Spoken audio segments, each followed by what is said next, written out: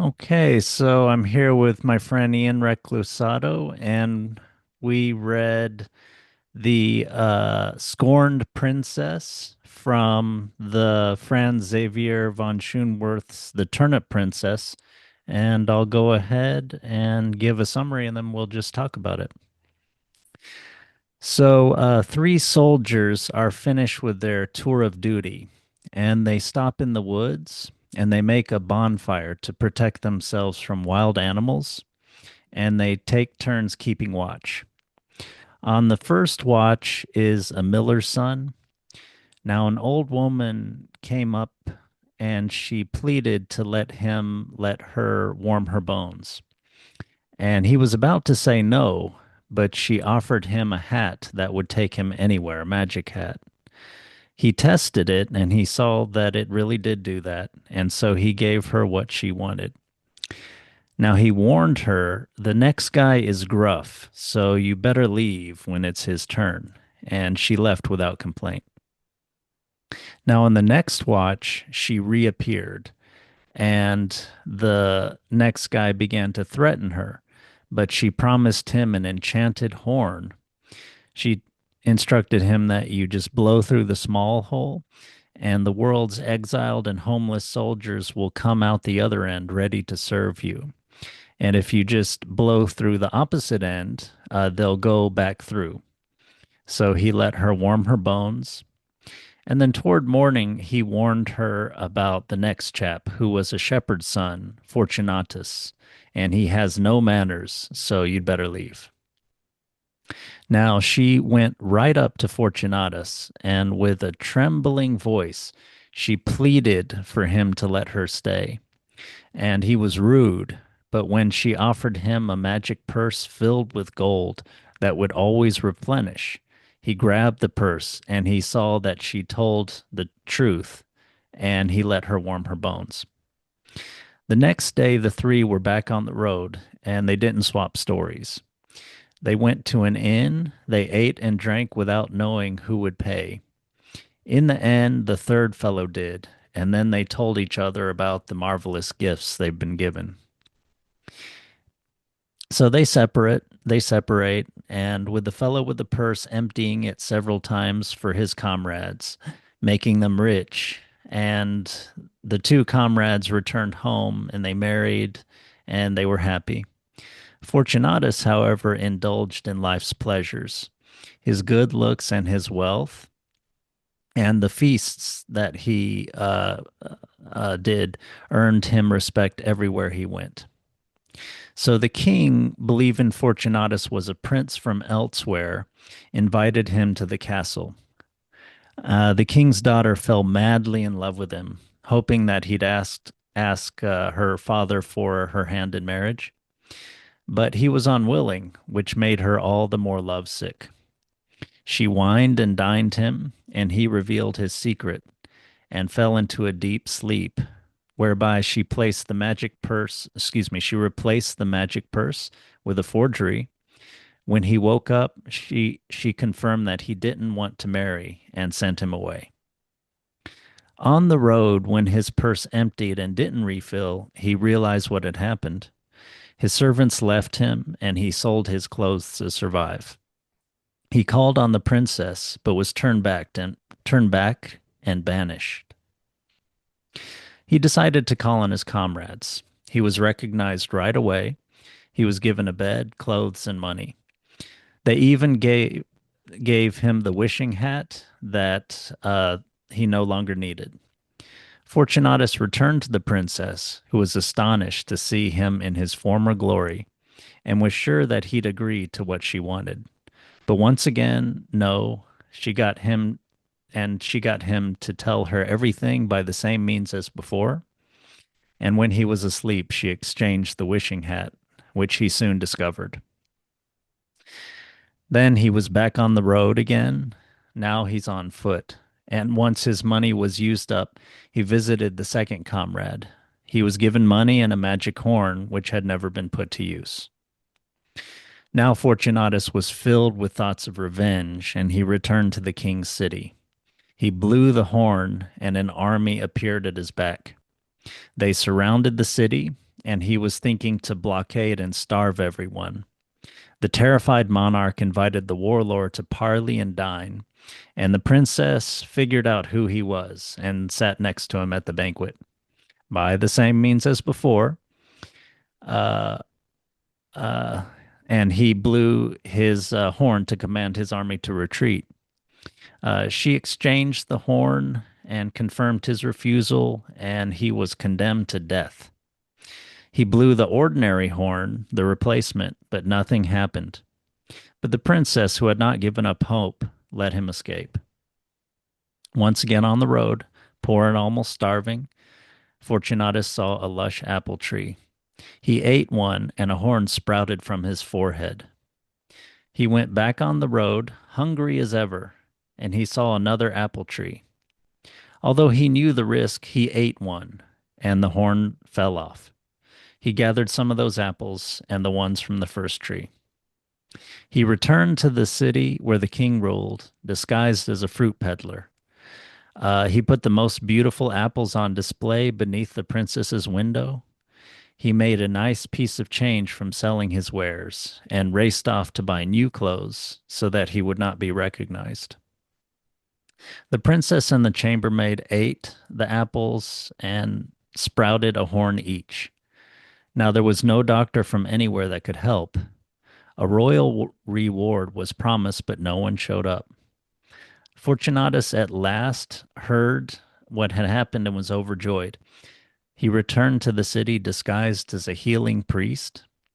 The king tested him on the chambermaid first, whom the quote unquote priest cured with an apple from the second tree. Now the king took him to his daughter, and Fortunatus told the kneeling girl to confess anything on her mind, lest the cure won't work. She told him about the man who had scorned her love several times and how she'd gotten revenge. The priest got from her the purse, the hat, and the horn, and gave her an apple, and a second horn sprouted from her forehead. Quickly he put on the hat and wished himself to the top of a nearby mountain. He blew on the horn and got his army. They attacked, conquered, and burned the city to the ground. The king, daughter, and the court perished. Fortunatus ruled over the entire country as king for a long time. The end. Yeah, yeah. So you said, what was your initial reaction to this story? Because we chosen this story because you said you uh, you thought it was all wrong or something. Yeah, there's the obvious. Um, this Fortunatus guy is kind of an asshole, right? Mm, He's just going around. He's like getting seduced by this princess who clearly has a thing for him multiple times, but he just keeps sort of running away and saying no, and mm, then finally is sort of destitute and bereft of all the gifts that were given to him and his crew at the beginning. mm, But then at the end, he gets the best of her and burns the city to the ground and kills them both, and then rules as king for a mm, long time. mm, And it's just it. I'm so used to fairy tales having a happily ever after, and this is very clearly like not a happily ever after. mm, So it's just interesting to me, and I saw some parallels with the turnip princess, the last sort of not the last one of these we did, but the first one of these we did, mm, first one from the book, mm, and just with it starts with an old woman and then there's a princess, and so there's sort of a parallel there, and there's some things I wanted to sort of pick out mm, around the different gifts. Not quite sure about the apples and the horns, but then also like the sort of open question for me is, why end it this way? Why end it so violently and tragically? mm, Fairy tales usually end in the lovers, the main male and female who have been sort of circling each other. They usually end up together, and in this one, they don't. And so, like, what are we? Are they pointing to something else? Is it a warning? I don't know. I have some thoughts, but that was sort of, I thought it would be fun to kind of dive into an atypical fairy tale where they don't end up happily ever after, and see what we could make of it. Yeah, yeah, I think it was a good choice for that reason.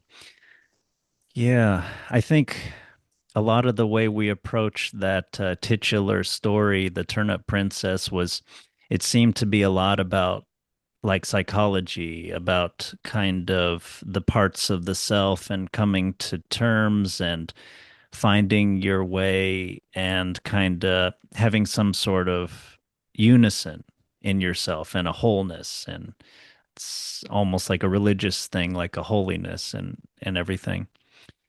Yeah, I think after I read this story initially, I think I texted you and said I was very surprised by the ending.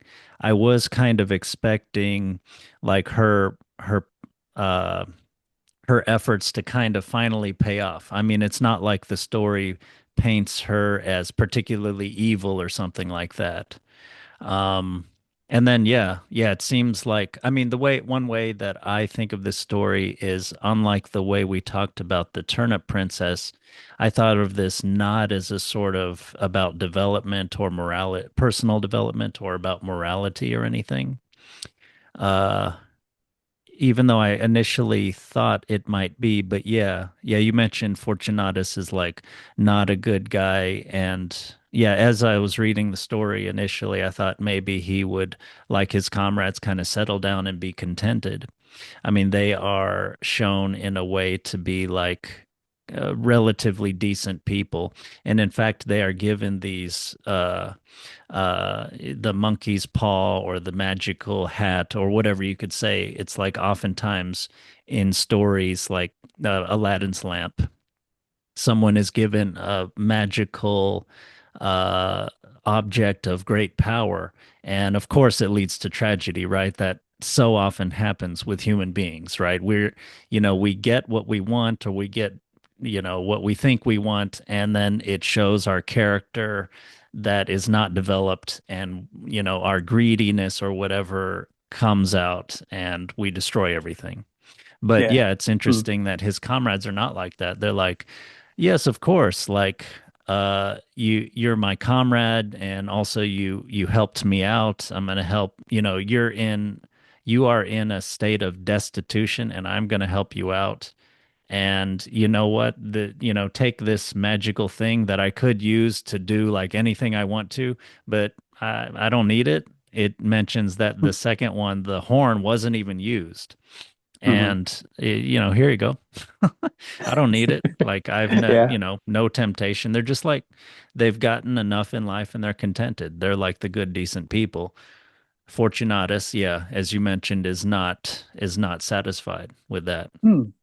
Yeah, that's interesting because oftentimes in fairy tales, that pattern's reversed too. Like you'll have like three brothers and they're all outside of a castle and they're going to go rescue the princess. And the first brother goes in and like gets distracted by the treasure. And the second brother goes in and like, I don't know, gets eaten by a lion or something. And the third brother goes in, avoids the treasure, avoids the lion, and then like finds the princess. And here you have the first one ends up okay. He's pretty happy. Second one ends up okay. Doesn't even need to use the horn. Third one, total bastard. Yeah, Takes all yeah. the power, kills the princess, kills the king, rules as I assume as a tyrant. I mean, he's very much setting himself up for tyranny, Mm, through the use of force and the sort of disregard of other people. mm, And he's described as a shepherd's son and has no manners at all. mm. Is our sort of introduction to him. Yeah, yeah, that's right. So I don't know, man. I don't. um, Maybe we can kind of go through it bit by bit and see if anything unpacks itself. Yeah, Um, so the first bit, like the first thing that comes to the first thing that comes up is they're soldiers and they're finishing their tour of duty and they're on their way home. So these guys aren't.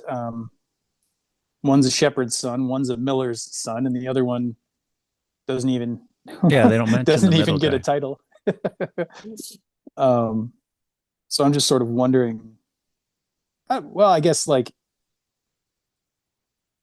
they've had a rough life. Soldiering is not usually an easy way to make money, especially back in these days. You just hire yourself out and go and kill and potentially die for somebody who's just giving you money. You know, not a lot of I guess there's honor in that, or there's glory if you do well. But if you're just sort of one of the grunts with the sword, like you're Mm. putting your life on the line just for some money. Hmm. Um, but I guess they've done well enough, and they're going home, and they build this bonfire in the night to protect themselves. So they're kind of like the setting is one of being like it's like an in between space. Like they're in the wilderness. It's at night. They've got a fire of protection on their way home, but they're not home yet. And so, I mean, I guess a lot of fairy tales kind of start off in that sort of liminal space. Yeah, I think so. Yeah. And that is maybe the place, the times in life and in our minds when we need the fairy tale to kind of help us know where to go because Mm, we might otherwise be confused. And yeah, yeah, in their lives too, they're in a transitional time, right? They've stopped one thing, they don't know what the next thing is, so they're just going home. But that's yeah, not like necessarily the next thing, you know? yeah. That's a good point. That's a good point. They're not like on to they're returning somewhere. Like Yeah. they're moving back in with their parents or Yeah. something like that. So yeah, that's interesting. Um, so then this old woman shows up. Um, maybe that's a usual thing in Germany in the 1700s that old women just wander out of the woods because it seems to keep happening. Um, but um, I want to see a parallel with the old woman and the turnip princess, where it's some part of themselves that is coming up to ask for care and attention, ask for a place to warm her bones, Mhm. partake of. So these soldiers have built a fire to keep themselves warm and safe, and then this woman wanders out of the darkness, unattractive woman, old woman, doesn't stereotypically. You could just tell her to, fuck off and die, old woman. I mean, that's obviously not the kind thing to do, but that's sort of the thing that is set up. You either when you're put into this kind of a position, it shows what kind of person you are. Do you welcome the person in need of aid who doesn't have anything to offer you, and do you take care of them? Are you a genuine, like, good human being, or do you not, because there's no obvious thing to take advantage of or to derive pleasure from, or to enjoy about her company? Or it's just sort of like, will you be a good person is sort of the question I see her posing. Go ahead. Mm. Yeah, I thought of that, and yeah, that could be the case. I thought a lot of this story is in a way about kind of hospitality or sort of different takes or playings on hospitality. But it's Mm, also, I think the situation though is not just a hospitality situation because it sets it up as like to protect themselves from wild animals. And also this is the first watch. So mm, mm, they have the bonfire and they're one of them is staying watchful. So this is a dangerous situation, and then someone comes in the middle of the night. Yeah, that's very like atypical. And this is also a world where witches and goblins or whatever like exist. So I think it's understandable that they would be very wary of this person, you know. And there's other stories. I don't know if in this culture there's other stories where you invite someone in. I'm thinking of like vampires or something, and then, mm. that's gives them permission. That may be just for vampires. I think vampires are maybe something else, but anyway, yeah, I think on the one hand there is this sort of hospitality and like taking care of your fellow man type of thing, but I think there's also a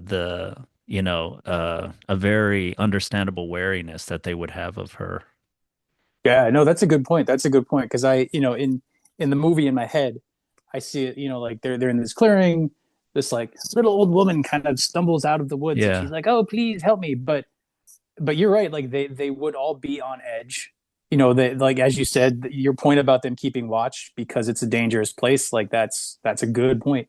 That's a different that puts a different tone on the scene.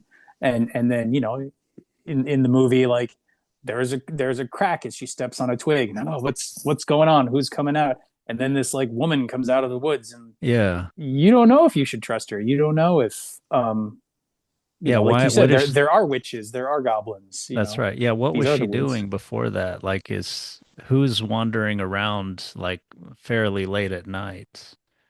Yeah, Like yeah.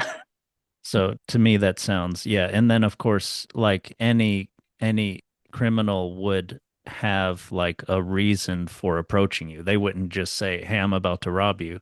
Be like, "Excuse me, do you have the time?" Like, okay, or oh, I'm just I'm lost. I was trying to make my way to the train station, blah blah blah, so hmm Yeah, yeah, and then definitely yeah, this is a suspicious. world with witches, so just because she looks like a harmless old lady doesn't mean she is. Yeah, yeah. But I Um, do. Oh Go yeah, ahead. Yeah. please. No, Oh, I was just gonna move on. If you have something to say, go ahead. Yeah. I was gonna say one theme I thought of this story is so they mention how they're rude to the old lady. So she's asking for hospitality and they're rude to her. So it seems like the story is somewhat within the context of this maybe dangerous situation and also this liminal moment in their lives and in their locale. There is the idea of manners. Mm, And it shows that she's asking for good manners. She's asking for, like what the Greeks called xenia, hospitality. It's watched over by Zeus. It's very important in like a dangerous world. Um, and they're rude to her. And they're, in their world, it's probably safe to assume that being rude to an old person is especially uh, looked down upon. yeah. So I thought, yeah, there's this dangerous situation, liminal time, and also manners that's come into play. And manners is something that is like a sign of civilization, is a sign of society, people sort of paying respect to each other. It's people having roles in society and getting along even when they don't know each other well, you know? Yeah, yeah. That kind of like common decency. That kind Yeah. of. Yeah. But I think it's also like it's like rituals. It's like it shows, manners also show position in society, uh, and roles in society. And so, yeah. What do you make Yeah, of their rudeness? Because it's definitely part of the story. All three of them are like not nice to her and are rude and are mentioning that the next guy is going to be like rude and gruff and all that stuff, you know? yeah. And even like they even say like the warnings from the first guy are like, oh, watch out for the second guy. He's real gruff. And the second guy says, watch out for the third guy. He's even worse than I am. So Yeah, it's like it's building to a certain extent. And that's really interesting that they're I hadn't really put my finger on that like each one of them is rude to her. Each one of them, and the only reason she gets to stay is because she's like, well, I'll give you this magical thing. And they're like, that's right. Yeah, it let me becomes an try it out. exchange. And they Mm. try it and they're like, okay, all right, you've paid me, so you can warm yourself. Go right ahead. Mm. Um, but it does lack that common decency. It does lack like usually in fairy tales you can tell the hero because he has a good heart and he genuinely cares for someone who is suffering or a small animal or something. Mm. Usually when you're sort of more transactional like this, it's a bad sign, and maybe Mm. that is because it starts out that way. Maybe that's why it ends so badly. I hadn't thought of that. That's pretty Mm. cool. That's a nice little mirroring the lack of hospitality at the beginning being the hint that it's going to end in disaster. And and Yeah, and you yeah. never know when, like, if they had been hospitable, maybe it wouldn't have ended badly. I don't know. Mm. Um, because this isn't a story of model behavior. Mm. This isn't trying to teach you how a good person lives. I would hope. Mm. I would hope that wasn't the intention of whoever told it, because otherwise it's just sort of punish people who piss you off and take what you can from them. And that doesn't Mm. seem very healthy. Mm. Socially speaking. It doesn't create a Yeah. healthy society. Mm. Um, but I did want to say a little bit about the three gifts, or the three the three payments Mm. that the old woman makes. I found them at first. I thought they were just like, oh, these are just fun little magic tricks. Like they just pick something like, oh, if you had one superpower, what would it be? Oh, I could wish myself anywhere in the world. Oh, I could summon an army whenever I wanted to. But actually, I had this little light bulb moment of that. They're like, it's like fight or flight. They're like nervous system responses, right? So the hat is like the flight response. Obviously, you can so you're guaranteed safety in the face of danger by being able to run away, and you can run away perfectly. Like you win at running away. You put the hat Yeah. on, you're like I'm gone, and you're gone. And there's Yeah. no question. Nobody's going to catch you. It's just instantaneous, right? Yeah. Same thing with the horn. That's sort of a fight response. All of a sudden, you blow the horn, and you can go to war with anybody and you're going to win. Like you know you're going to win the fight, and so you don't have to be afraid of danger because if it gets to a fight, you know how to win. You know, Mm. it's almost like a martial arts kind of a thing. You know, like Mm. when you're Gaining confident power. enough. Mm. Yeah, yeah. When you're Physical confident power. enough in yourself. Yeah, yeah. Mm. And then the one I didn't get for a while was the gold. Um, so I was like, well, that's just money, right? That's just. But I was thinking about it. I was reading this over again before we started this recording, and it occurred to me that the and I don't expect that. I will have to as a little aside. I will have to say I do not necessarily expect that the people that created these fairy tales were as aware of the nervous system and the responses that it has that we have labeled in these ways. Like I don't expect it to be like, oh well, these guys in the woods in Germany in the 1700s knew about the fight or flight or freeze response, and they knew what was going on and they understood all. Maybe they did on an instinctual level. Maybe they were very wise beings, you know, but wise humans, or maybe it's just part of the creative telling of the story. But this is the pattern that I map onto it. This isn't me necessarily saying that they were 100% aware of this. Mm. I think creativity is a little more creative than that. But anyway, Mm. so I figured when we go into a freeze response, whether that's like a gazelle, you know, on the plains, or it's us when we're scared, the whole idea of that is our body is freezing us to contain our resources so that we have the resources to take action when we need to. Mm. So there's this video that they show in a lot of the somatic training modalities of like an antelope. An antelope is taken down by a lion, and the lion like knocks it down. And the antelope goes into freeze and just falls over. Mm. And the lion's like sniffing at it and pulling at it, and you can tell the lion's like eventually going to eat it. And then this hyena comes along and like chases, and then like gets into a tussle with the lion Mm. and chases the lion off. And then the hyena's like gnawing at the antelope, and the antelope's still just laying there. And then the lion starts sniffing around back, and the hyena like turns and like chases the lion off, and is standing off in the corner of the screen, kind of off to the side, like growling off at the lion. Mm. And you see on the other side the antelope like jump up and run off. Wow.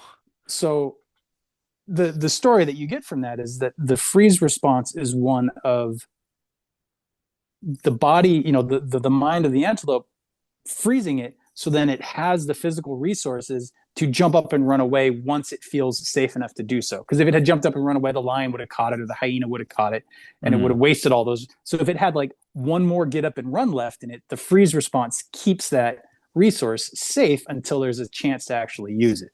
Yeah. And Yeah, that so makes sense. gold is a resource. If you Mm. feel like you have as much gold as you need, you can take a lot of chances. You don't really have to freeze up. You can be like, okay, well, I got thrown in jail for this, but I got like infinite gold. So how much is it going to take to bribe you to let me out of here, guy? Or like, is there a fine? Can I just pay a fine? Like, can I dedicate some public works? What can I do? Money gets us out of a lot of things that otherwise would kind of keep us stuck. So I think there's sort of a mapping of each of these onto, or at least it's just it's a fun comparison to play with. I don't know Yeah. necessarily that it's a strong thing, but they are all gifts. Like these instinctive responses that we carry are gifts from our ancestors. They're gifts from our genetic ancestors, meaning like back when we were had a before we split kinship with like wolves and stuff like that, when we back like early mammals, a lot of these, or even earlier than that, come from that time period. And so for the old woman to come out and sort of give them to each of these men is sort of like something ancestral coming up. It's a recognizing of these ancestral gifts and sort of a mastering of them, or a familiarizing ourselves with them such that we're able to use them very well. Hmm. So Yeah. I don't know. Yeah, I I like just see that. them as gifts in that way, you know? Definitely, yeah, they're in a general way, they're for basic things that you need to survive.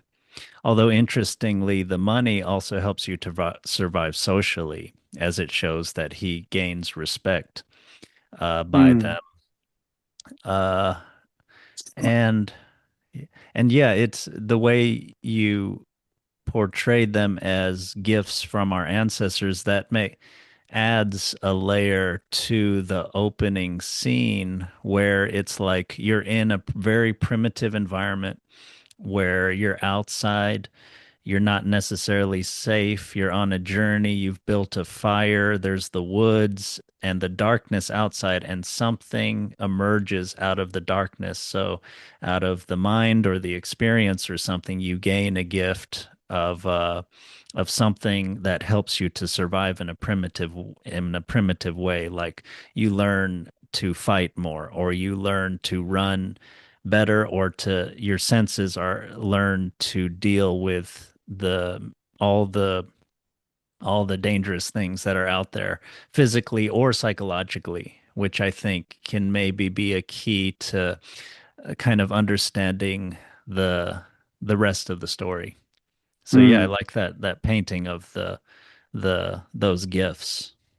yeah, I like your description of the old woman coming out into the circle of light from the darkness. Like that's, I think, often how, unconscious material comes up. It just presents Yeah. itself unexpectedly in Yeah, our it's system and in our almost lives. chilling, like how interesting that is, you know. I don't know. So Yeah, it's it'd be cool to like try to compare that to like the cave or something, and like mixing it up with the turnip princess of like, instead of the people appearing to the immature boy when he, wakes himself up, it's more like a more mature person maybe, which it seems like these soldiers maybe are they're further along in life. They've had experience out in the world. It's like they're awake to see the people coming out of the cave, and you can have like a cool movie scene about that or something. yeah, yeah, yeah, yeah. No, I love that. I love that comparison of the the the circle of the firelight in the primitive, in the dark woods and the unknown, and the cave, also in the woods, coincidentally, I guess. But the cave from the Fraternal Princess, where the Yeah. change happens for the immature youth. Yeah, yeah, yeah, yeah. That's really cool. That's really cool. It's sort of the same liminal space Yeah. Yeah. with the like you had said, like you don't know how far back the cave goes, and the same Yeah. thing when you're around the fire, you don't know what's out in the dark and what Yeah. might come out. Yeah, exactly. Yeah, it's infinite kind of darkness. Yeah, In yeah, yeah, infinite mystery, I meant to say. yeah. But yeah. So then Fortunatus, which is, you know, I assume that means the lucky one. I'm not necessarily up on my Latin, I if that's looked it Latin. up, and yeah, apparently, yeah, yeah. Okay. And he's the only one that's named, I think, right? Yeah, he's the For, only one of the whole story that's named, which it that sticks out. it does. It does. And it's odd because he's like, as I have said and will keep saying, he's kind of a jerk. He's Mm, not kind of a jerk. He's quite a gruff man, mm, and not to be trusted. But he's also very outwardly successful. He's very good looking, um, and I assume since he's able to throw parties, um, relatively good to be around. mm, Charming to a certain mm. extent. Yeah, yeah, they wouldn't have respected him, I think, if he just threw parties, but was obvious that this was some kind of just transactional thing. Mm-hmm. So there had to Mm-hmm. be some reason that yeah, I thought it was interesting that it mentioned he was respected. So he's also a veteran, so he has some kind of character, some kind of strength maybe behind that. Mm, yeah, that's true. That's true. Um, He doesn't seem, he's not like a playboy that everybody will eat at the table of, but like disrespect behind their backs. Right. Yeah, no, he definitely has that like he seems to have that like center of the party, like everybody would sort of look up to him kind of a thing because he keeps doing it and he keeps doing it really well. Um, and yeah, I mean, you've already touched on the fact that his two friends just return home, get married, and we're rich and happy. And they're rich and happy from the money that he gave them. I guess they invested with it well or something. Mm. And so they don't really have a need for running away or getting into a fight. Like they're just sort of like, hey, this is good. Everything's great. I have the gold I need. I can do things with it. I can create whatever kind of situation I need to, generate and protect myself and have a house over my head and get married and live happily ever after. So Mm. those two get to live happily ever after, which again is sort of the fairy tale turned on its head. That the two lesser brothers or the two less important characters are the ones that end up doing well. Yeah. Um, then what do you think of this princess? I'm very much on the fence about her. Uh, I would characterize her as, yeah, lustful. Like I'm not talking about Mm. sexually, really, Mhm. but more like she has her eye on something, whether it be the apples at the end of the story or the one that got away, the one that she just can't have. And she won't take no for an answer, and that Mm. makes sense. She's a royal. No one Mm. says no to her. No one has said no to her. Mm. I'm assuming. But yeah, Yeah, yeah. she has gone her life getting everything she wants. Now she wants the thing, and the story mentions, because he uh, refuses her advance, she wants him all the more, which is, very characteristic of, yeah, is it desire without wisdom, I guess. Mm. Mm. Yeah, yeah. I can see what you mean. That's sort of like the pull that kind of thing can have if you don't know how destructive it can be. That's which Yeah. it does end up being. So that is also interesting. Um, hmm. Because yeah, I'm like on the one hand, I'm of a mind with you of like she really kind of I don't want to say she brings it on herself because she doesn't bring it on herself directly, but she does keep going back to the guy, and the guy's clearly not like he's not interested, and Yeah. and I don't know if that's her fault for going back to him or if we take a more like archetypal view of it. This is sort of my other perspective on it of like if you remember the turnip princess, like the old woman in the turnip princess was the beautiful woman that the prince was looking for, was the sort of matched part of the missing part of his soul that he was sort of on the search for. Mm. And so the parts of our soul will, they're very patient. They'll wait for us, but we have to actively be in pursuit of them or trying to figure out, what's keeping us from this part of ourselves. Like we have to be engaged in the process. Mm. Otherwise, maybe they do get irritated with us. But he seems to, he goes to the palace. He King's daughter fell madly in love with him, but he was unwilling, and that made her all the more lovesick. So you're right. There's kind of a covetousness on her part, and it says she Yeah. was sure he was harboring some kind of dark secret, and she tried to figure out why he was so completely indifferent to her. So, like, if we look at it from a soul perspective, like, yes, the soul wants to figure out why we're indifferent. Like that's sort of seeing her in the positive light. But assuming that he had some kind of a dark secret, it's odd that it never really explains why he's unwilling. I mean,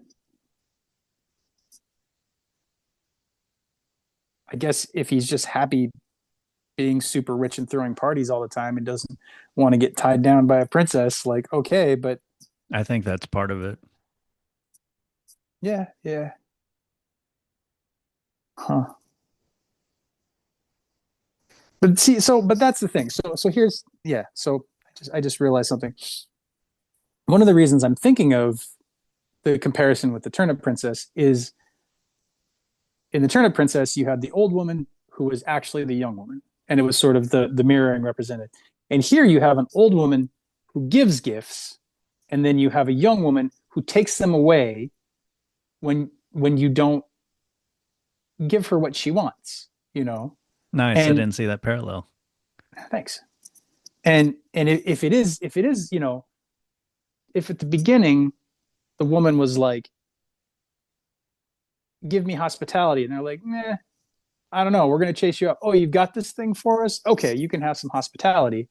So there's this approach between the characters and whatever this the old woman and the prince, if they are the same, if they are mirrors of the same psychological pieces, there's an approach then, and there's an exchange of gifts and hospitality, and then later here you have the princess and the king kind of in the center of their world, and you have Fortunatus coming in as the outsider, and he's welcomed in, and he's invited to stay. He's invited to marry the princess and sort of inhabit this kingdom, and he says no. So it's, to my mind, in that case, it's like it's a refusal of hospitality as well, or it's like it's the other pull, like the magnetic pull of the relationship, where the old woman comes into the group of men, and then the man comes into, Fortunatus comes into the kingdom where the princess is. And the sort of the transaction happened relatively correctly in the first place, in that the woman got warned and the men got the magical gifts. So everybody kind of ended up with something nice. And here in the end, in the second part, he's saying no. And when he says no, he loses his gold. He loses his magic that he has. And so rather than like going and making peace with the princess, he goes back to his friend, whichever one it was, and he gets the hat. He gets taken care of. So he gets like, he's invested his money well, such that when it's gone, he's got a friend he can go to who will take care of him. So there's a secondary resource he can draw from. And and his friend's fine, doesn't need the hat, so gives him the hat.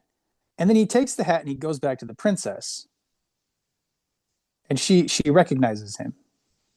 She was surprised to see him back in his former glory, and was sure he would now agree to what she wanted. But once again, she was wrong. Doesn't say why. Using the same means as before, she got him to tell her everything. So he's like, that's the thing, is like, he keeps going to this princess. She keeps being able to convince him to tell her all of his secrets. And so there must be some fondness of his towards her. Otherwise, I mean, why would he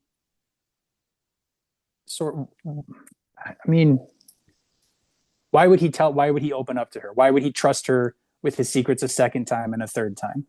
It seems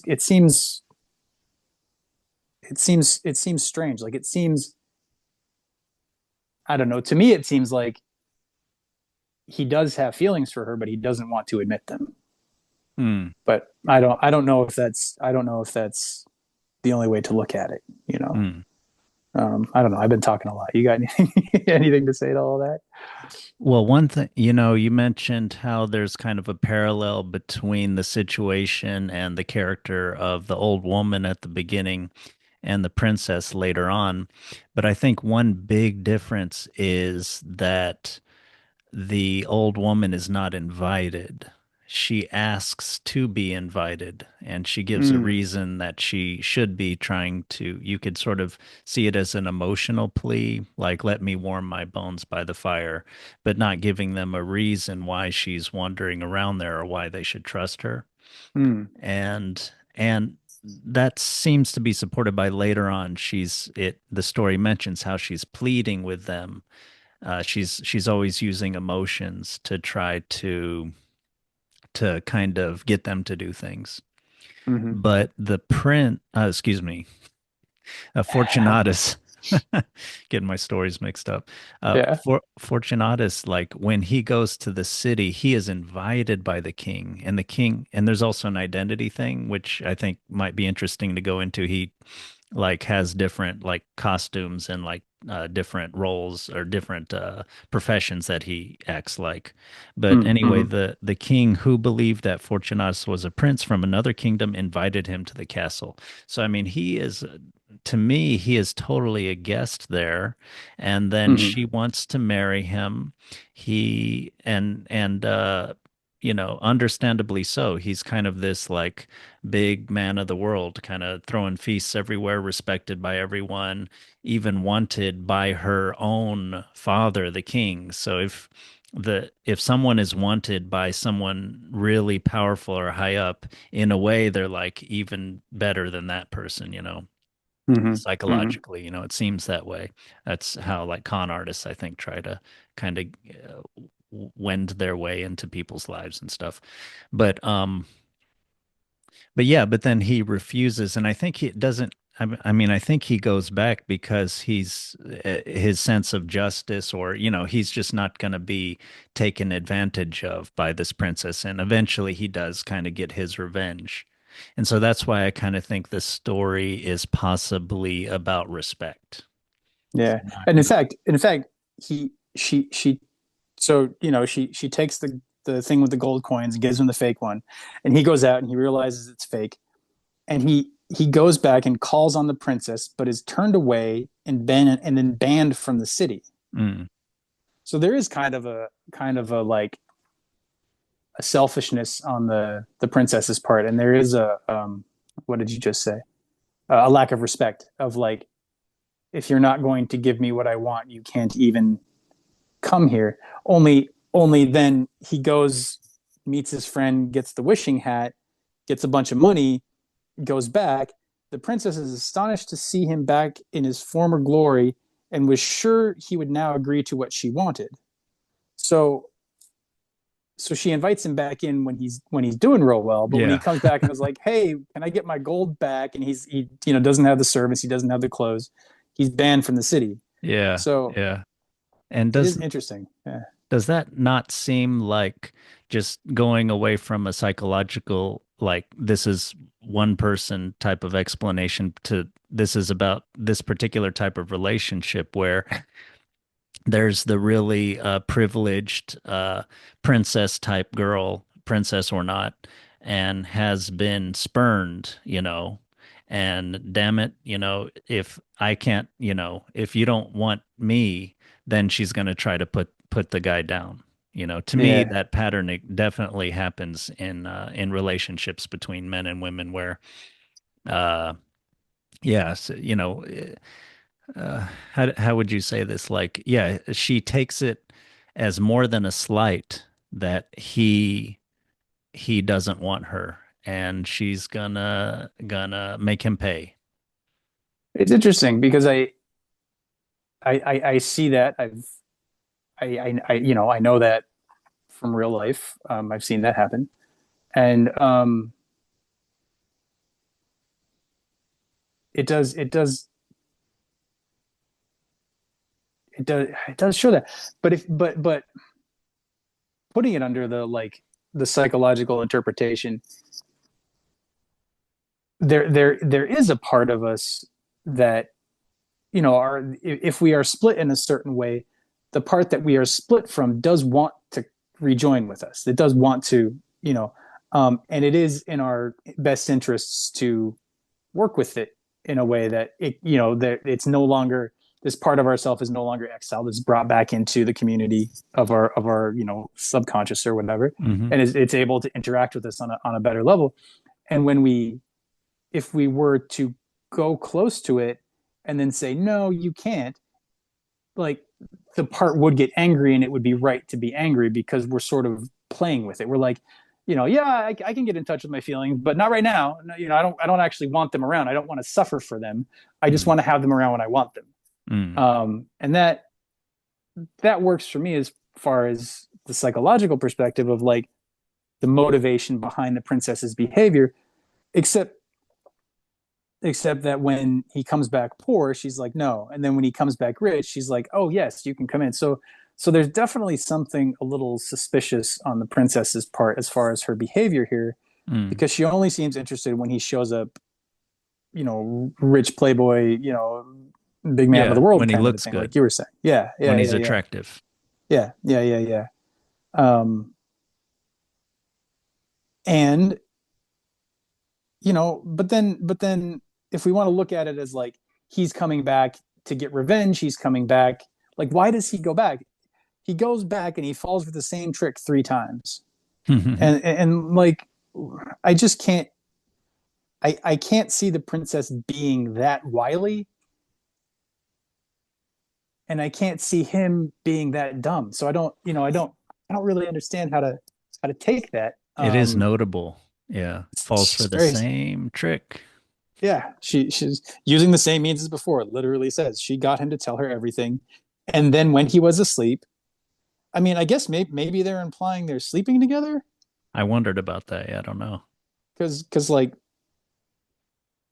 stereotypically guys will spill their secrets during and after sex, and then he falls Mm. asleep, and then when he's asleep, she takes.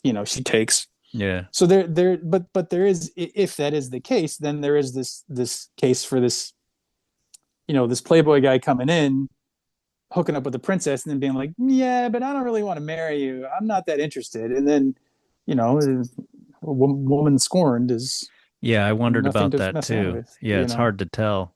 I yeah. thought from the first or the second encounter, the language did not seem to show that there was like sex, but yeah, we're not from that culture. There's maybe when there's a lot less explicitness, there's more understanding of the subtleties of language, and we're reading a translation. So, yeah. Yeah, yeah, But that's either true, that's way, true. that would also that would be a great temptation that would help explain why he keeps coming back. But even without that, I think with the feasting is something that's a part of his character in this story. It's something that he's doing before he ever meets her. So he has a strong predilection for it. Also, there is the idea of she's he's getting wine, which obviously, makes you much more pliable, and food too. And when people get food in a story, as in this story with the apples too, like things change. So they're Mm, consuming something and they're not the same necessarily after that. So I thought maybe, yeah. Yeah, just yeah, looking at yeah, it as a feast itself, it seems like he would like kind of catch on after the first or the second time. Yeah, he doesn't seem otherwise like a dummy, but yeah. But I yeah, think like, maybe that's kind of it. Like yeah, he seems to have a weakness for it. yeah, yeah, yeah, yeah. No, that's a good point. That's a good point, that the feasting was something he had been doing all along, and sort of something that he's probably used to, and something that he sort of would go unconscious during.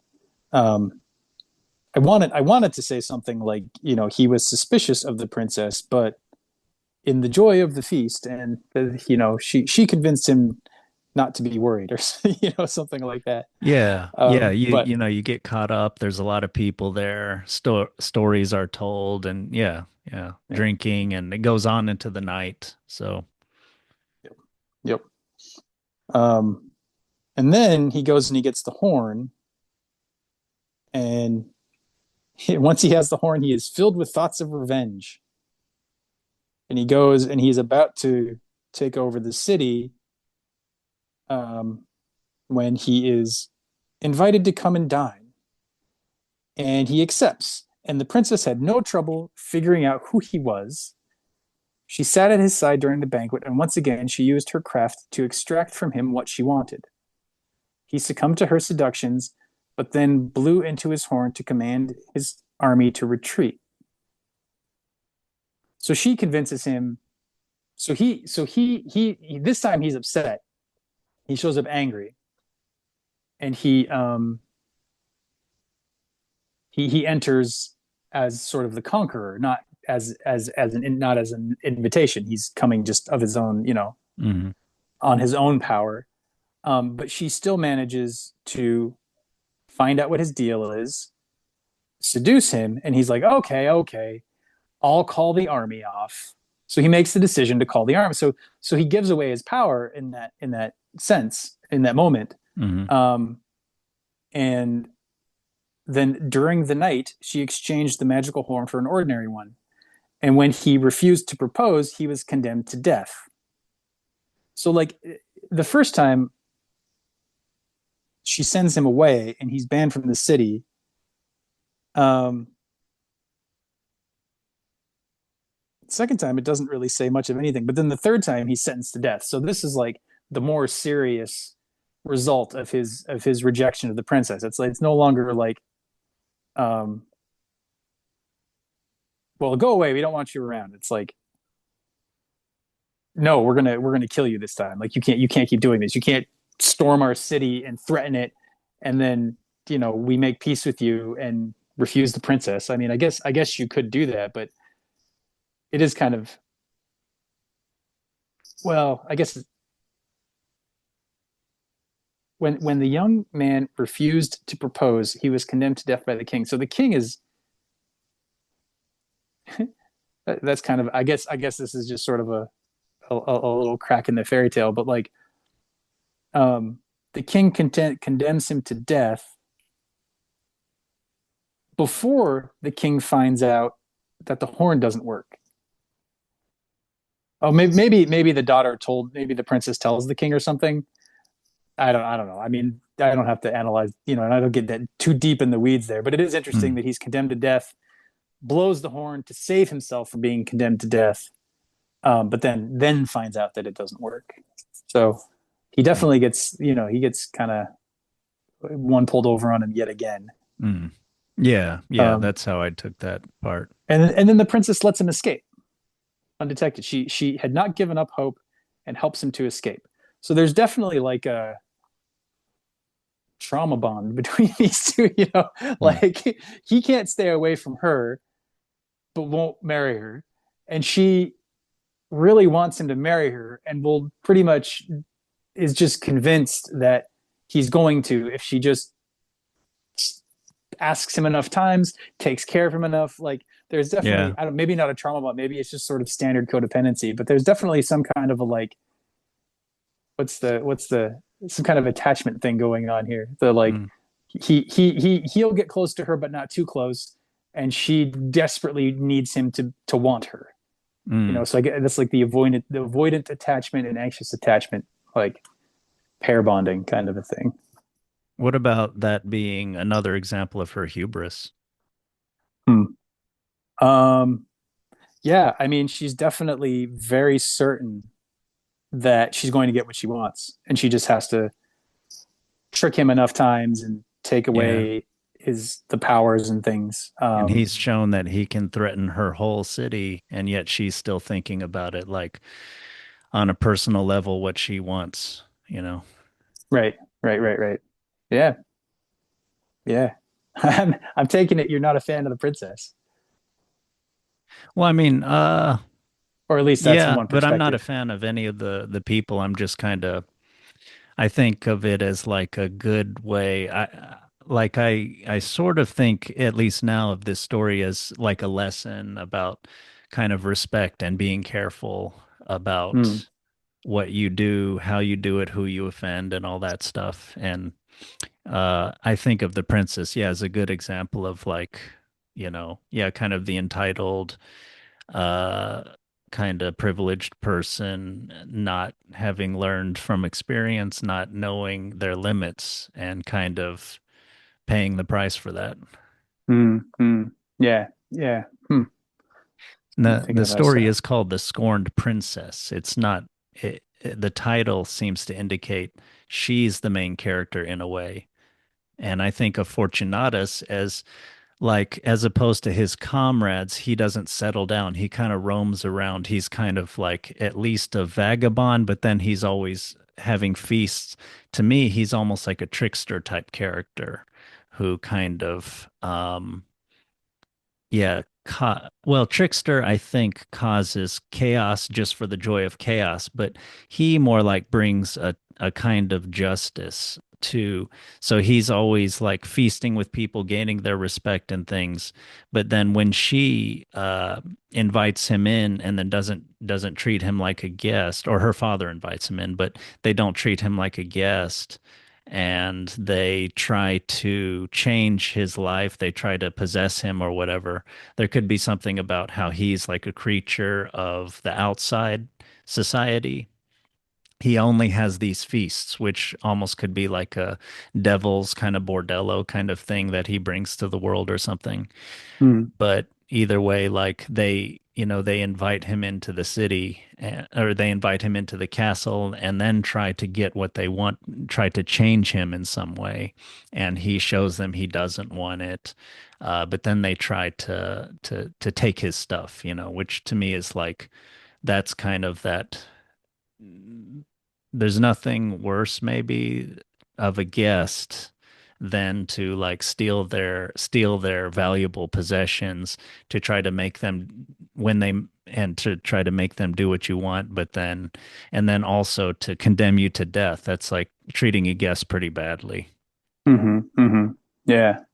So I just thought, Hmm. yeah, it's kind of maybe the story is like a lesson of what happens when you're not careful and respectful, when you don't know about powerful forces in the world and you think you have hubris and you think you do. So that's I think a good yeah, and a monarch or a leader or someone with privilege as opposed to the other two comrades who are kind of they get rich enough and they get their piece of land or whatever and they're content with life as opposed to someone like that, someone who's presumably has everything. They have the control of the kingdom, but they just can't let it rest. And I'm sure you know, she's mystified as to why he doesn't want her. She is either extremely unself-aware or she's presumably attractive in some way and could have her pick of the princes of the land or whatever, but she has to have that one. So to me, it's, yeah, like you mentioned, covetous, that word appeared to me as well Hmm. about Hmm.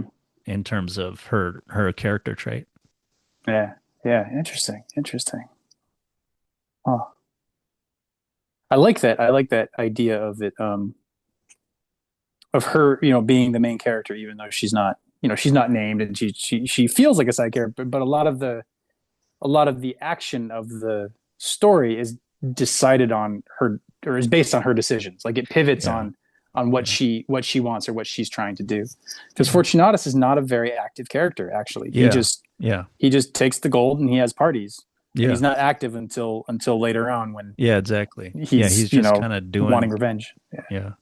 Yeah. Um, yeah, so then we get to the part with the apples. Um, and the horn. Everybody really hates these horns. They must be really horrible. They're definitely described as like their presence in the story are disease or Mhm. scarring or something something really bad. Yeah. Um, but Yeah, maybe it makes you look evil in a Christian society. Anyway, it is like a mark that makes you very unattractive and is just weird. yeah, yeah, and I can't. Here we are, another just like the turnip. I don't know what to make of the apples, um, other than that they're attractive things that when you eat them, they cause problems. And definitely, I think when this story was told, that Christianity was enough of a presence that the apple in the Garden of Eden link isn't impossible. I'm Yeah. sure there's some sort of a cultural understanding there Mm. of the apple, eating the apple as being giving into temptation. And Mm. but then he eats another apple and the horn falls off. So that's not any kind of a repentance or a salvation moment. It's Yeah. just you're just eating different apples. Yeah. Um,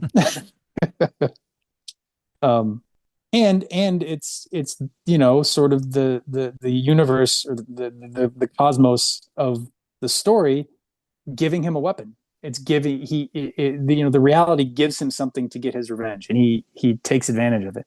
Mm, Um, and he returns to the city disguised as a fruit peddler. So yeah, what were you? I don't know if you had anything to say about the disguises or about the apples or about anything else. You had sort of said the disguises were interesting to you, so we sort of on the first one here. mm. Uh, Yeah. Well, about the apples, yeah, I was a little mystified by that.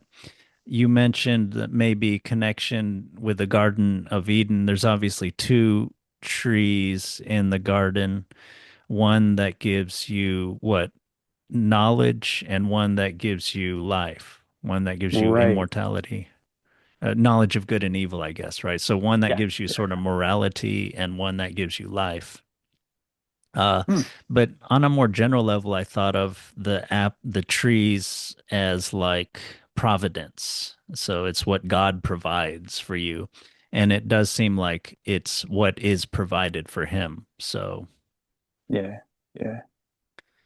yeah, I'm not sure. I'm not sure why, but it does seem like he's always provided for in this story. The He is old woman. Fortunatus.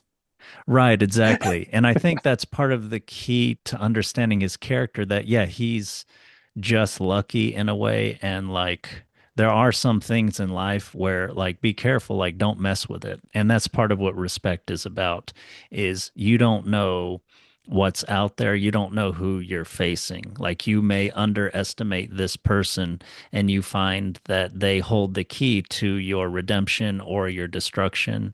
That's a very dramatic way of putting it, but that's kind of the extreme case of why you respect other people and circumstances. Mm. And when people are very much provided for from birth, like a monarch would be, you often maybe don't have that. You have the hubris, which in the classic formation from Herodotus and before that, like hubris leads to nemesis, the arrogance leads to destruction. The Mm. whether it's the Persians against the Greeks, or this princess who is smitten with this kind of, I don't know yeah, this very lucky, strange, Yeah. powerful guy. Yeah. Yeah. Yeah. Yeah. Lucky guy. This big shot. Um. Yeah. I don't. Uh, Yeah. Yeah, and about the disguises, I didn't think much about it, but it just seems like why, that's part of his wiliness. He can change guises and things, and that's also, along with other things in the story, make him seem a little demonic to me. So, Hmm. Hmm. Yeah. Yeah. Yeah. Yeah. Yeah. Because he's definitely. I mean, he's like like we said, he's described as like the gruffest of the three. yeah. And there's definitely sort of a I don't know gruffness, demonic, fortunate in the world. Yeah, Um. lives eh, outside of society. Like yeah. he won't settle, he won't, yeah. He's Constantly among wandering. people feasting, but he's not really with them. He's not of them or something like that. I don't think we can totally say he's a supernatural character or anything like that, but he has like the flavor of a demonic person. Yeah, that kind of like creepy magic. And I mean, who the idea of infinite gold, of being able to just spend money, is definitely something that is attached to demonic figures and trickster figures, and the fairies that spend the gold, and the next morning it's just leaves, Yes, and definitely. stones and pebbles. So there's definitely something, some odd resonance, some echoing going on there. Um, yeah. And again, the princess is taken in by her covetousness. She wants the apples, determined to buy some no matter what they cost. And so he, in Yeah. disguise, sells them for a nice piece of change and runs off to buy a new disguise so that he would not be recognized for the second part of his evil plan. Um, and the princess eats these very expensive apples with her chambermaid, and they both spread out horns. And I'm sure the chambermaid is just there so they can have the dramatic pause of like, oh, is this priest doctor going to work? Is his cure going to work? Um, and no one shows up. A royal reward for the person who could find a remedy. No one shows up. Yeah, I It's not noticed like that too. everybody showed up and tries. Like nobody wants to save the princess. So that is another hint of maybe her non her non-idealness or her Okay, covetousness or yeah. her Yeah, problematic because a nature. reward was offered, right? You would think they would. Yeah, you think somebody would want to try, but nobody, no one shows up. Nope, Yeah, just doesn't happen. yeah. Um, and the news reaches Fortunatus at last, and he is overjoyed that his trick has worked. So he goes back as sort of a healer priest, and this time he gets the princess to confess. So this time he pulls sort of the a different kind of seduction. He pulls the like, tell me all your secrets, and she does, and he convinces her to let's see, confess anything that was on her conscience. Otherwise, he would not have the power to cure her. Cure her. And so she tells him about the man who had scorned her love and how she had found revenge. The priest convinces her to give him everything that she had stolen, and she does. And then he gives her the apple, and it's the wrong apple, and she sprouts a second horn. Uh, so yeah, this princess just gets herself in more and more trouble. Um, and now that he has all of his powers back from the princess, he destroys everything and becomes the king. And yeah, I mean, it's definitely changed in my mind from a story of because when I was first looking at it, I was thinking of it as the princess just being the scorned part of the psyche and it being a warning of like if you continue to scorn your psyche to the point where like you have to go in and completely destroy it, you end up looking like this guy who's a real dick, you know. But there is some you've brought up some good questions about the princess's behavior, and she's definitely not a model princess. She's got some covetousness, she's got some um, hubris, like you said, and it does make me wonder, you know, um, even from the psychological perspective, because if you take the psychological perspective to its end, then the princess is a reflection of Fortunatus, of a part of him. And so if he is this rough, gruff, rude guy, some part of him that is lost may also have some rough, gruff characteristics in a different regard. And just it's like the two can't meet due to these personal flaws on both sides. And it does sort of lead to a bit of ruin. Although Fortunatus ends up ruling over the entire country for a long time as king. So I guess it's not that bad for him, Mm. but he could have ruled over as king if he married the princess. So like, Yeah, he's not. Mm. yeah, I think I he's don't know. not necessarily happy. I mean, he just gains the realm, right? I think Hmm. it seems clear that his comrades who settled for much, much more humbler circumstances are happy. And if you contrast him, I mean, yes, he's a ruler. You mentioned he could be a tyrant or something like that. He might not be beloved or respected anymore. I mean, he's destroyed, he's conquered, Hmm. he's feared, but he wouldn't necessarily be loved. Right. So And I that's don't that know. actually brings up your earlier comparison with like the monkey's paw and the Aladdin thing of like Fortunatus is the one that continues to use the magic. And then when one of them gets taken away, he goes and gets the other magic and he sort of just triples down on like, no, I'm not going to just be a normal human being. Like I get to use these magical powers and the sort of destructiveness that brings. Yeah, Um, exactly. Exactly. yeah. brings Yeah. a lot of suffering for him. Many times he's destitute, many several times, three times. It brings a lot of suffering for him. And Yeah. ultimately, yes, he gets to rule over a kingdom, but is it like Stalin where he's like suspecting everybody of like plotting behind his back or whatever? I mean, he ruled for a long time, yes, but yeah, is he happy? To Yeah. me, that's a big question. And if I had to guess, I would say not necessarily. I think I would agree with you. Yeah, because he's such a he's driven by vengeance. He's anger and vengeance and destruction, and that usually doesn't doesn't lead to good ends for the people who follow it, even if they end up on top. Like you Yeah, said, like yeah. Stalin. I mean, that's a great comparison.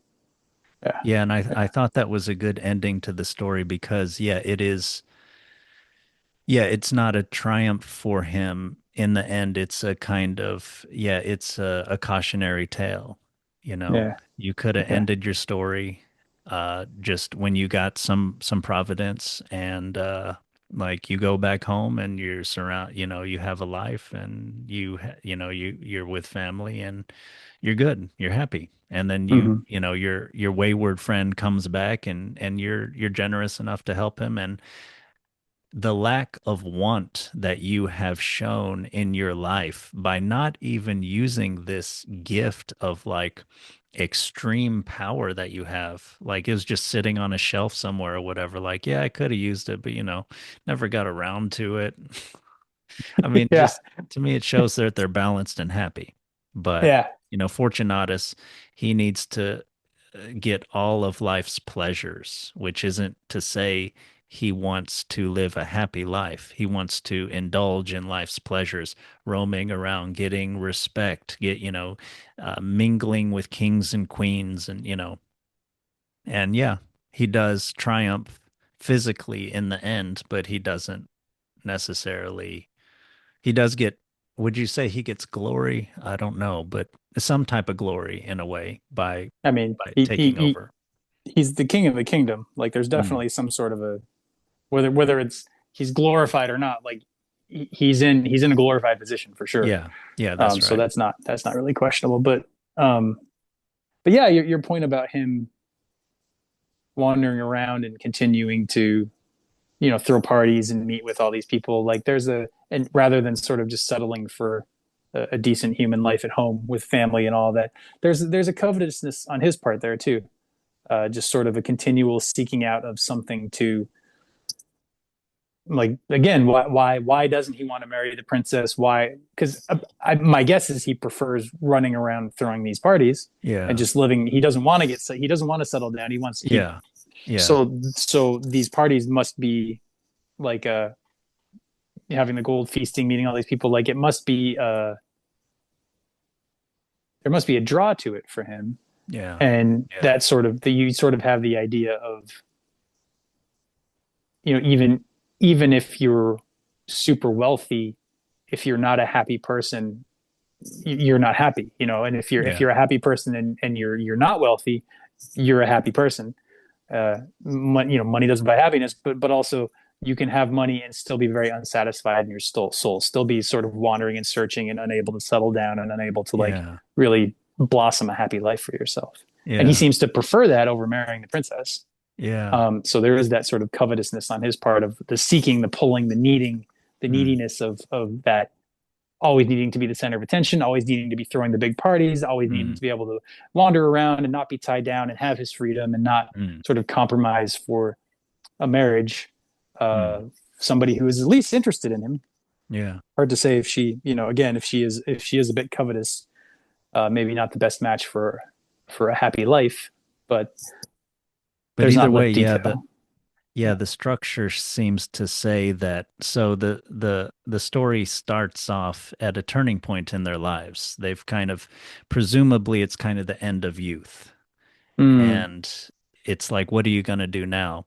They end up getting paid or getting some gift, some providence from life and deciding to settle down and go on with the next stage of life. mm-hmm. Whereas he seems like in a way roaming around And feasting is like he's kind of continuing to be a soldier in some way. It's like he's not going to the next stage of life. And when the opportunity, a castle, which is a protected home in a way, and a potential wife, and a position and a role in society presents itself to him, yeah, he rejects it. So yeah, in a way, yeah, he's a demonic character. He's a incomplete character. He's a character that won't mature and settle down. He Hmm. he yeah, the only thing, almost the only thing we know about him is he just wants a lot of feasting, and he definitely don't take no crap from nobody. But that's Right. not like a mature person, that's not like a well-rounded person. Like we've talked Yeah. about how it doesn't describe him very much in the story, and that's part of the reason I think he's demonic is he's a kind of one-dimensional, immature person. Yeah. Yeah. Yeah. Because there's this sort of like mistrust of the princess even from the get-go of like she wants to marry him and he's not interested. He's like, so there's a rejection of something, of some sort of offer there. I Mm. mean, she says King's daughter fell madly in love with him, but he was unwilling, and that made her all the more lovesick. Yeah, so He seems it so just it just mysterious, and yeah, he's it just keeps maybe like, it's putting him that way. Yeah, go ahead. Sorry. oh no, no. But I was just thinking, yeah, it's like maybe he's all about image, personality, you know, like you're saying, Mm, being the center of attention, having feasts, going around, being on the road. He's kind of like a, I don't know, rock star or something like that. Yeah. But either way, yeah, he won't move on to the next stage of life. He won't mature. So, yeah, and actually, if you're, people who live like that in real life, rock star wandering around doing all that stuff, don't want to settle. Like, oftentimes there's a underlying fear of closeness and intimacy yeah. that they're, Yeah. it's causing. That's why they never can settle down, because if you settle down with somebody over time, like they're the sort of spiritual goal of an intimate relationship is you get to know the other person and they get to know you, and like all of your psychological stuff starts Yeah. coming up and you got to deal with it, and then you have this Yeah. container of the marriage to like work through what comes up. And if Yeah. he's unwilling to even look at that stuff, um, then running around and throwing parties is a really good way to distract yourself. Yeah, exactly. Yeah. Yeah. Yeah. That's so true. Yeah. Um,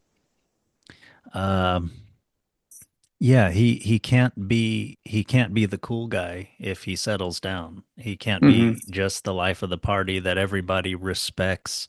Like there's a deeper meaning of respect where people respect who you really are when they get to know you and they've seen you over time. He doesn't have that. He has just some more superficial respect of like the rich, good looking, as the story mentions, certainly athletic build kind of life of the party respect. Hmm. And Hmm. then, yeah, later on, he gets his respect with, like you're saying, negative emotions and violence and everything. But yeah, yeah, he doesn't want to be really human with people. When he's with people, well, he's only with his comrades. I mean, he's helpful to them, and they've been through things together and everything. But besides that, yeah, he's only with other people when he's rejecting the princess or some kind of political relationship with the king or just feasting. Yeah. Yeah. Yeah. Very superficial life he's kind of trapped himself into and seems to prefer to Yeah. something with some more depth, perhaps. Yeah, and the preferring, yeah, seems to show like an immaturity, or like you're saying, he doesn't want to, yeah, other people to see who he really is, or to be vulnerable with people and to develop real relationships and everything. Yeah. Oh. Yeah. Yeah. So how do you feel about this story now after we've talked about, do you still feel it's wrong or something? Um, I feel no, I don't feel as bad about it when it's more of a